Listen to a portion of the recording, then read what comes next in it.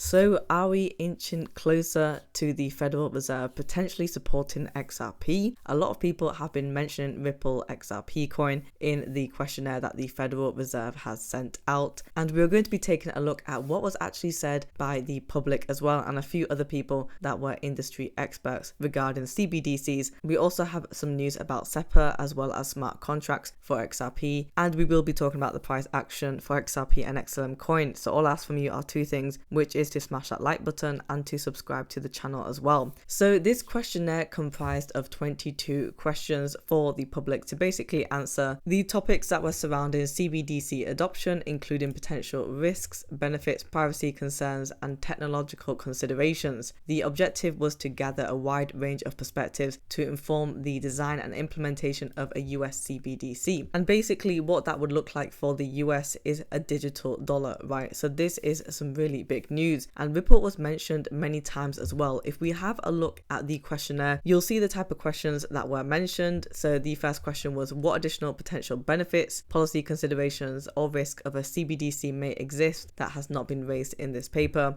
Could some or all of the potential benefits of a CBDC be better achieved in a different way? And could a CBDC affect financial inclusion? And one that may actually be linked to Ripple is, how might domestic and cross-border digital payments evolve in the absence of a US CBDC? And this questionnaire does comprise of 584 pages, so there were a lot of answers, and it's good to see that a lot of people responded to it. But why was it important for Ripple XRP? Well, the Federal Reserve actually received multiple recommendations of XRP for instant settlements in CBDC questionnaire, so it just goes to show that the Federal Reserve are being inundated with all of this, for XRP being the main solution for their CBDC problem. You can see over here for one question we have, should a CBDC have offline capabilities? If so, how might that be achieved? And we had a response, yes, say there were massive blackouts or power grid issues. Currently I know of only PME blockchain that is working for offline capabilities, and that is Ripple and the XRP ledger. And should a CBDC be designed to maximize ease of use and acceptance at the point of sale? If so, how? Yes, instant settlement and zero fees if using the XRPL. And so we had this answer that was advocating and in favor for XRP. Of course we need offline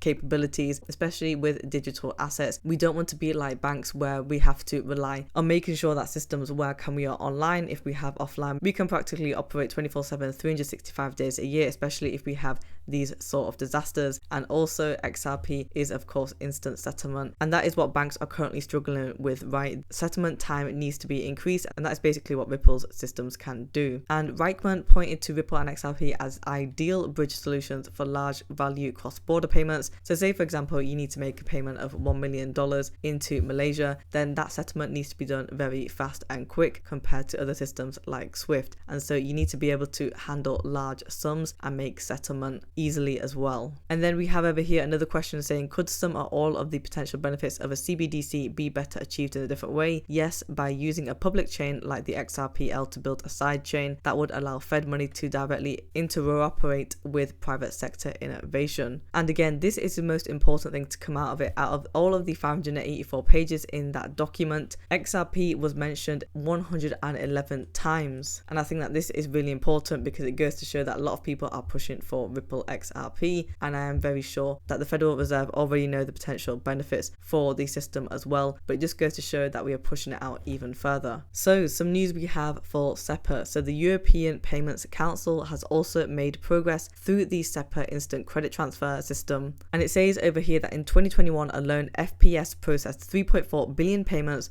which was an increase of 20% from the previous year, with a value of 2.6 trillion, and expanding crypto forward solutions like Ripple's crypto enabled payment solution. So guys, it's not a secret, Sepa and Ripple have already been shown to be connected, and you can see that Chris Larsen has also explained how to interconnect with the Sepa payment system as well, which I will be playing the video right now. Yeah, we just announced that we signed up CBW out of Kansas and Cross River Bank out of New Jersey.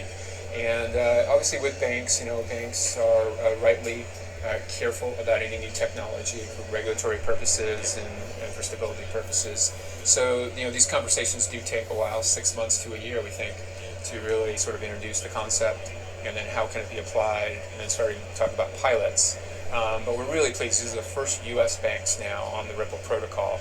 So we think we are starting to get our message out there that these new technologies, distributed ledgers, really can be seen as alternatives, really viable alternatives to correspondent banking. And that's very powerful for particularly smaller banks that otherwise have to rely on correspondent banks.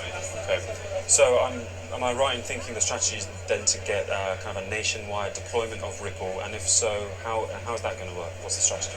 Yeah, so the strategy really is now first try to get a bank in each of the key regions of the world. Because if you can connect one bank on ACH in the US to one bank on Sepa in Europe, you effectively connected all of the banks on those two networks. So you really get a multiplier effect. Now we have this Fedor out of Germany on Sepa, and we have now these two U.S. banks on ACH.